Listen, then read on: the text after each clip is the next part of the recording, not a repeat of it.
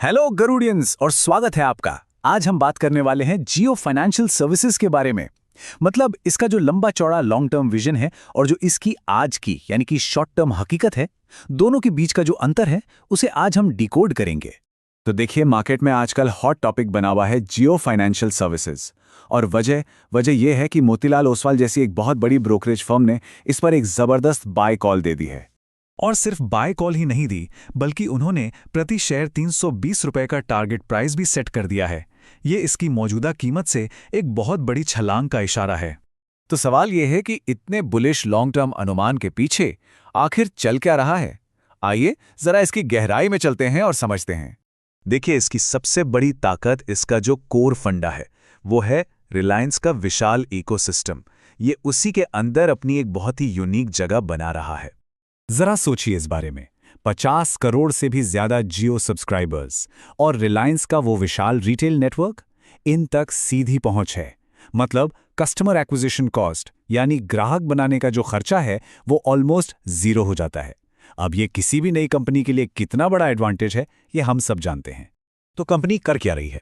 वो 4 main pillars यानी कि 4 प्रमुख बिजनेस वर्टिकल्स पर अपना पूरा प्लेटफॉर्म खड़ा कर रही है। और ये 4 स्तंभ हैं: लेंडिंग, पेमेंट्स, एसेट मैनेजमेंट और इंश्योरेंस।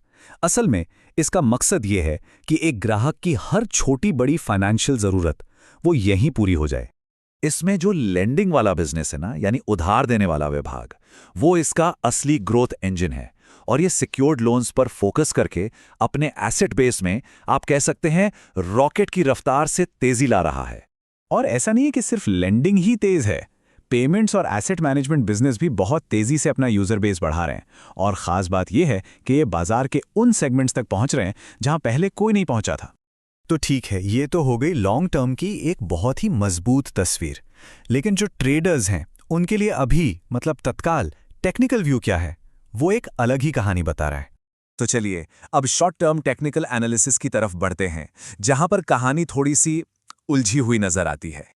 अब यहां कहानी में एक ट्विस्ट आता है, एक बड़ा ही दिलचस्प कॉन्ट्रडिक्शन है। देखिए, जो टेक्निकल इंडिकेटर्स हैं वो तो चिल्ला चिल्ला के कह रहे हैं स्ट्रांग बाय, मतलब 10 सिग्नल खरीदने के हैं और बेचने का एक भी नहीं। लेकिन दूसरी तरफ जो मूविंग एवरेजेस हैं वो कह रहे हैं सेल, यहां 8 सिग्नल बेचने के हैं और सिर्फ 4 खरीदने के। तो ये दिखाता है कि बाजार में इस वक्त कितनी कंफ्यूजन है। ट्रेडर्स के लिए ये कुछ बहुत ही ज़रूरी प्राइस लेवल्स हैं जिन पर नज़र रखनी ही होगी। अभी जो इसकी कीमत है वो एक अहम पिवट पॉइंट के आसपास घूम रही है। और पिवट पॉइंट वो लेवल होता है जहां से बाजार की दिशा पलट सकती है। तो चार्ट से तो हमें मिले जुले संकेत मिल रहे हैं। ऐसे में जो बाकी के एनालिस्ट्स हैं, मतलब जो ब्रॉडर एनालिस्ट कम्युनिटी है, वो क्या सोच रही है? और यहाँ हम साफ देख सकते हैं कि भले ही सबके अपने अपने टारगेट्स हैं, लेकिन ज़्यादातर एनालिस्ट यही मान रहे हैं कि यहाँ से एक अच्छी खासी बढ़त देखने को मिल सकती है। और ये बात जो इसकी लॉन्ग टर्म फंडामेंटल कहानी है उससे बिल्कुल मेल खाती है। और यहीं पर आकर खड़ी हो जाती है एक निवेशक के लिए सबसे बड़ी दुविधा, मतलब वो करे तो क्या करे। तो असली सवाल यही है। एक तरफ है एक बेहद शक्तिशाली लॉन्ग टर्म ग्रोथ स्टोरी जिस पर दांव लगाया जा सकता है, और दूसरी तरफ है एक अनिश्चित, एक चौपी शॉर्ट टर्म टेक्निकल तस्वीर जो कहती है कि भाई अभी जरा संभल कर चलो। यही वो ट्रेड ऑफ है।